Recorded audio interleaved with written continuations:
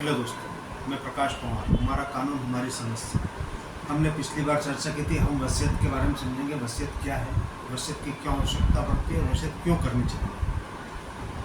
बस सामान्य रूप से व्यक्ति अपने जीवन में जो भी संपत्ति अर्जित करता है अपने कठोर श्रम से, वो हमेशा ये चाहता है कि मैं अपनी संपत्ति की ऐसी व्यवस्था कर दूँ जो मेरी मृत्यु के पश्चात लागू है और मेरे कहे अनुसार वह कार्य होता है।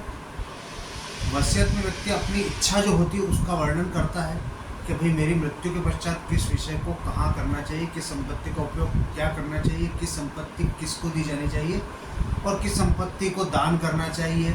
ये सारी बातें वसीयत में उल्लेख करता है। वसीयत अपने जीवन में अपन जो नहीं कर पा रहा है लेकिन हम भविष्य में चाहते हैं कि हमारे बाद ये कार्य हो, उस आधार पर हम वसीयत करते हैं।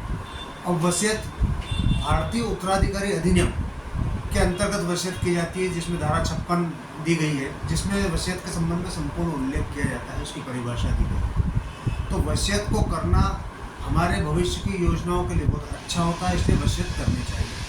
वसीयत व्यक्ति कौन कर सकता है? कोई समझते हैं कि वसीयत वृद्धावस्था में की जाए, युवावस्था में की जाए, किस उम्र में की जाए, लेकिन वसीयत करने का कोई समय नहीं होता है। वसीयत जब हमें लगता है कि हमें वसीयत करनी चाहिए, उस समय वसीयत कर देनी चाहिए। वसीयत, क्योंकि आज के समय में मृत्यु का कोई भरोसा नहीं, कोई 100 वर्ष तक जीने वाला नहीं है, कोई 50-60 साल में ही उसका जीवन समाप्त हो जाएगा। इसी स्थिति में जब अपने को लगता है कि हमें वसीयत करके रखनी चाहिए, क्योंकि वसीयत आपके जीवन काल में कोई काम नहीं आती। आपके जीवन काल में वसीयत किया हुआ कागज रद्दी के समान, लेकिन आपके मृत्यु के पश्चात ही वसीयत काम में आती है और उस वसीयत के आधार पर आपकी व्यवस्थाएं लागू होती हैं।